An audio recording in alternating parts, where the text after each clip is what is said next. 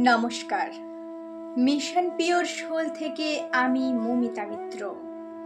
আজ আমি আপনাদের কাছে এক অন্যরকম আকাশিক রেকর্ডের অনুভব শেয়ার করতে এলাম। আজকে আমি দৈনন্দিন পূজা ছেড়ে যখন ধ্যানে বসেছিলাম, তখন হঠাৎ 2-3 মিনিট পরে হঠাৎ আমার সামনে একটি এনার্জি এসে হাজির হয়। তো উনি কিছু দেখান, প্রথমে তো উনি নিজেকে দেখান ভালো করে, তারপর উনি কিছু দেখান আমাকে। তো আমি এটাই ভাবছিলাম যে এটা কি দেখছি, আমি কেন দেখছি আর কাকে দেখছি। তো আমি দেখলাম উনি কি দেখাতে চাইছেন। এরপর ধ্যান শেষ করে আমি এটাই ভাবছি, এটাই আমার মাথার মধ্যে ঘুরছে যে আমি কি দেখলাম। এনাকে তো আমি আগে কখনো দেখিনি, ইনি কে? তো ভাবতে ভাবতে হঠাৎ যখন ফোনটা হাতে নিই, তখন দেখি ইনস্টাগ্রামে একটি মেসেজ।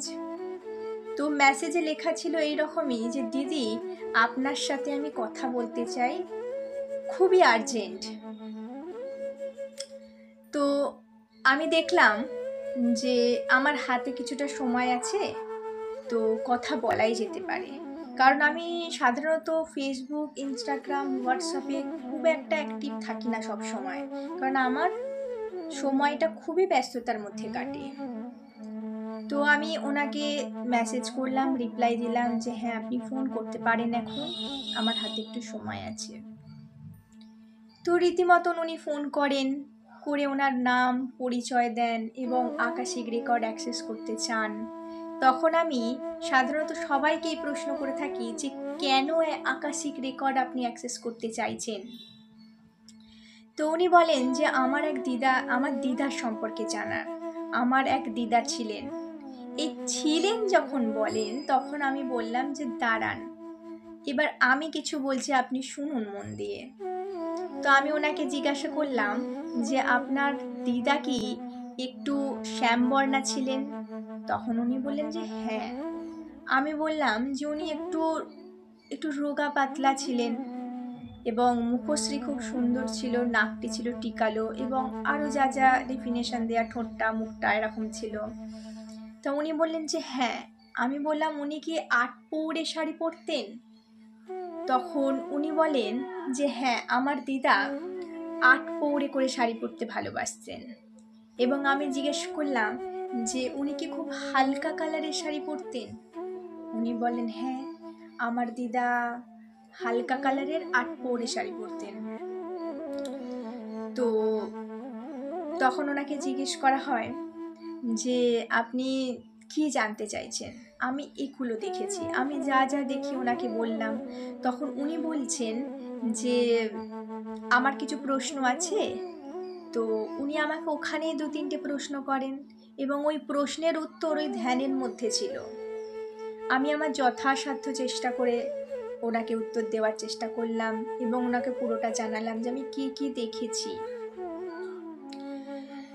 তো ওনাকে রীতিমতন উনি রেকর্ডটার সেশন নিতে চাইছেন। তো ওনাকে সময় দেয়া হলো, টাইম দেয়া হলো, উনি সেশন বুক করলেন। তো এবার ওনার রেকর্ডটি অ্যাক্সেস করা হলো। তো যা আমাদের নিয়ম থাকে সেই নিয়ম সমস্ত কমপ্লিট করে ওনার রেকর্ডটা ওপেন করা হলো।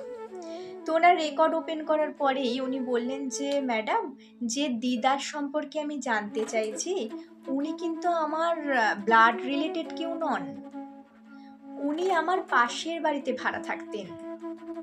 তো ওনার সঙ্গে আমার এত গভীর সম্পর্ক যে উনি ওনার মেয়েকেও যে যে কথাগুলো বলতে পারেন না, মেয়ের সঙ্গেও যে টানটা নেই, সেই টানটা কিন্তু আমার সাথে।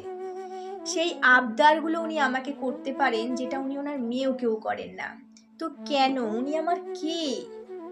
আমি তো এ জন্মে ওনাকে জাস্ট এমনি দেখা, তারপর থেকে একটা আত্মিক সম্পর্ক সৃষ্টি হয়েছে। আমাদের তো কোনো রকম আত্মীয়তা ছিল না। তো কেন? তো আমার ম্যাডাম প্রথম প্রশ্ন হবে যে উনি আমার আগের জন্মে কে ছিলেন? তো আকাশীকে এই প্রশ্নটা করা হয় যে এই ভদ্রমহিলা ওনার আগের জন্মে কে ছিলেন। তো আকাশীকে প্রশ্ন করার পর প্রথমেই দেখায় একটি মহিলা, তার কোলে একটি ছোট্ট বাচ্চা নিয়ে উনি ঘুরছেন। আমি জানালাম যে এই মহিলাটাকে আমি দেখতে পাচ্ছি, মহিলাটিকেও খুব সুন্দর দেখতে, এবং মায়ের কোলে সন্তান তো এমনি সুন্দর লাগে। তো আকাশীকে জানতে চাওয়া হয় যে এটা আমরা কাদের দেখছি, কি দেখছি? তখন আকাশীকে জানানো হয় যে এখানে মার সন্তানকে দেখানো হচ্ছে। আমি প্রশ্ন করলাম ওখানে যে আমরা বুঝতে পারছি না যেটা, এই প্রশ্নের উত্তরে কেন এটা দেখানো হচ্ছে। তখন বলা হয় যে বাচ্চা মেয়েটি কোলে আছে ওই বাচ্চা মেয়েটি হলো কর্ড ওপেন করিয়েছেন, উনি হচ্ছেন ওই বাচ্চা মেয়েটি, আর ওই মহিলাটিকে যা দেখা যাচ্ছে উনি হচ্ছেন ওনার এ জন্মের দিদা, যার সম্পর্কে দেখছেন। তো ওনার প্রশ্নের উত্তর হলো ওনারা কোনো না কোনো জন্মে মা সন্তান ছিলেন, ওনাদের রিলেশন মা সন্তানের ছিল। তো ওনার দ্বিতীয় প্রশ্ন হলো যে ম্যাডাম আগে তো কোনো জন্মে ওনার সঙ্গে আমার মা বাচ্চার সম্পর্ক ছিল, তো নেক্সট জন্মে আমরা কি হব, আমার সঙ্গে ওনার সম্পর্ক কি হবে? তো আকাশীকে প্রশ্ন করা হয় যে নেক্সট জন্মে উনি এনার কে হবেন? তো আকাশীকে জানানো হয় যে উনি এখনো মুক্তি নেননি, ওনার এখনো মুক্তি হয়নি। তো ওনার এখনো মুক্তি হয়নি, আর উনি নেক্সট জন্মে কি হবেন তা নির্ভর করছে বর্তমান জন্মে উনি মানে ওনাদের দুজনের কার্মিকের ওপরে। ওনাদের দুজনের সম্পর্ক কেমন ছিল, কার্মিক কেমন ছিল, সেটার উপরেই নির্ভর করছে আগামী জীবনে ওনারা আদেও কেউ হবেন কিনা, বা হলেও কিরকম সম্পর্ক হবে। অ্যাকচুয়ালি এই ধরনের ভবিষ্যতের কথা আকাশীকে একদম, আকাশিক কেন, কোনো জায়গাতেই একদম ক্লিয়ার করে বেদ বাক্যের মতন বলা হয় না। কারণ ডেস্টিনির 50% আমরা পরিবর্তন করতে পারি নিজের চেষ্টায়। তো যার জন্য এতটা ক্লিয়ার করে এখানে কোনো জায়গাতেই বলা হয় না।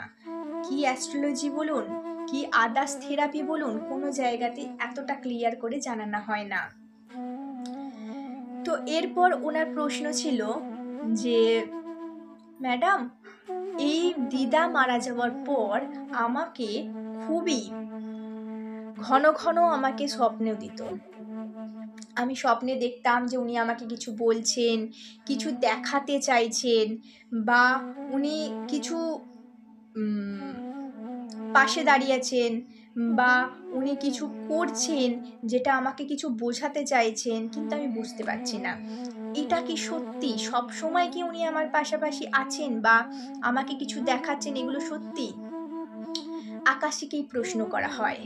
তো আকাশীকে জানানো হয় যে হ্যাঁ কিছুটা সত্যি, কিন্তু পুরোটা নয়। আসলে ওনার সঙ্গে ওনার ইমোশনাল বন্ডিং রয়েছে, যার জন্য উনি নিজেই কল্পনা করে কিছুটা ভিজুয়ালাইজেশন আর কিছুটা সত্যি। ওনার নেক্সট প্রশ্ন ছিল যে ম্যাডাম আমার দিদা আমাকে তো আগে খুব ভালোবাসতেন, তো শেষের দিকে কিছুটা উনি আরও আমার থেকে আশা করেছিলেন, আমি যেটা করতে পারিনি। তো আমার মনে হয় যে উনি কিছুটা হলেও আমার উপর একটুখানি হলেও যেন মনে হয় ক্ষুণ্ণ ছিলেন। তা উনি কি আজও আমাকে ভালোবাসেন? তো এই প্রশ্ন আকাশীকে করা হয় যে ওনার দিদার বর্তমান ওনার প্রতি কি ফিলিংস, উনি কি এখনো সেই আগের মতনই এনাকে স্নেহ করেন, ভালোবাসেন? তো আকাশীকে জানানো হয় যে যে সম্পর্কগুলি আমাদের ভালোবাসার থাকে তারা শরীর ছেড়ে যাওয়ার পরেও সেই একইভাবে ভালোবাসা ও আশীর্বাদ বজায় রাখেন। তো এনার উপরেও এনার আশীর্বাদ আর ভালোবাসা আছে। কিন্তু এখানে একটি কথা বলার, এই প্রশ্নগুলো জানার হয়তো কোনো প্রয়োজন নাই, কারণ যিনি চলে যান তার ভালোবাসা থাকলেও আমাদের সেরকম কিছু, আমরা থাকলেও কিছু করতে পারবো না, না থাকলেও কিছু করতে পারবো না। তবে হ্যাঁ, মানুষের মন তো, আমরা চাই যে আমাদের কাছের মানুষটা সত্যি কি এখনো ভালো আছেন, ভালোবাসেন আমাকে, সেই হিসাবে ঠিক আছে, প্রশ্ন ঠিক আছে।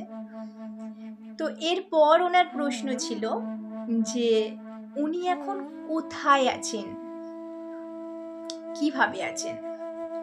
তো এই প্রশ্ন আকাশীকে করা হয় যে উনি এখন কোথায় আছেন।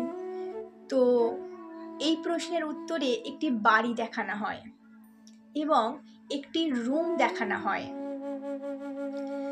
তো বাড়িটি যেরকম দেখা হয় আমি সেটাই বলি যে এই এই দেখতে পাচ্ছি বাড়িটা এই ধরনের, বা এই রকম রুম দেখতে পাচ্ছি, রুমে এই এই জিনিস আছে। তখন উনি বলেন যে হ্যাঁ ম্যাডাম, যেটা দেখছেন ওটা ওনার মেয়ের বাড়ি, এবং ওই যে রুমটা দেখছেন ওই রুমেই উনি শেষ কটা দিন ছিলেন। তো আজও উনি ওই রুমেই, মানে ওইখানেই রয়েছেন।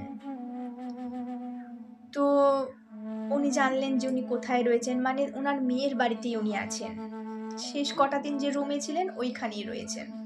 তো ওনার পরের প্রশ্ন হলো উনি যে আছেন উনি কার সাথে আছেন। তো এই প্রশ্ন করা হয় যে উনি কি একা আছেন না উনি কার সাথে আছেন। তখন আকাশীকে দেখানো হয়, আমাকে ধ্যানে যেগুলো দেখানো হয়েছিল তার থেকে কিছু ছোট ছোট ক্লিপ দেখানো হয়, যেখানে দেখানো হয় যে একটি সিঙ্গেল বেড রয়েছে, তার মধ্যে একটি মানুষ আছেন যিনি লম্বা চওড়া সুন্দর সুস্থ স্বাভাবিক একটি মানুষ শুয়ে আছেন। আমি ওনাকে বললাম যে আরও কি কি দেখতে পাচ্ছি। তখন ভদ্রমহিলা বলছেন যে ম্যাডাম এটি ওনার হাজবেন্ড, উনিও এই দুনিয়ায় নাই। তো এবং দুজনকেই দেখা যাচ্ছে খুব ভালোভাবে রয়েছেন। তো আমি ওনাদের জানাই, তো উনি বললেন যে হ্যাঁ ম্যাডাম, ওনারা হাজবেন্ড ওয়াইফই মারা গেছেন। ওনার শেষ প্রশ্ন হলো উনি জিজ্ঞাসা করছেন যে ম্যাডাম ওনাদের তো বয়স হয়ে গিয়েছে, তো উনি মুক্তি কেন নিতে পারছেন না, ওনার মুক্তি কেন হচ্ছে না। কারণ বয়স হয়ে গেলে মোটামুটি সংসারের মায়া কমে আসারই কথা, তো উনি মারা যাওয়ার পরও কেন মুক্তি নিতে পারছেন না। এই প্রশ্ন যখন আকাশীকে করা হয় তখন আকাশীকে আবার সেই বাড়িটি দেখায় এবং সেই রুমটি দেখায়, এবং রুমে বেশ কিছু জিনিস দেখা যায় যেগুলো ওনাকে আমি জানাই যে এইগুলো দেখতে পাচ্ছি, যার কারণেই উনি মুক্তি নিতে পারছেন না, উনি এইগুলোর কারণেই আটকে রয়েছেন, এবং এইগুলো একমাত্র ওনার মেয়েই সলভ করতে পারেন, এবং ওনার মেয়ের হাত দিয়ে ওনার মুক্তি।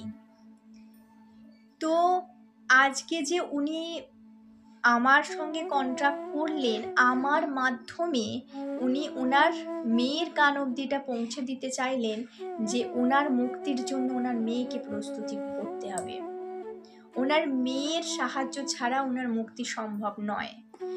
তো ধ্যানেতে উনি এই জন্যই এসেছিলেন যে ফোনটা আসছে, উনি আমার সঙ্গে কন্ট্যাক্ট করবেন এবং এই ভদ্রমহিলা নিজের মেয়ের হাত ধরে মুক্তি পাবেন।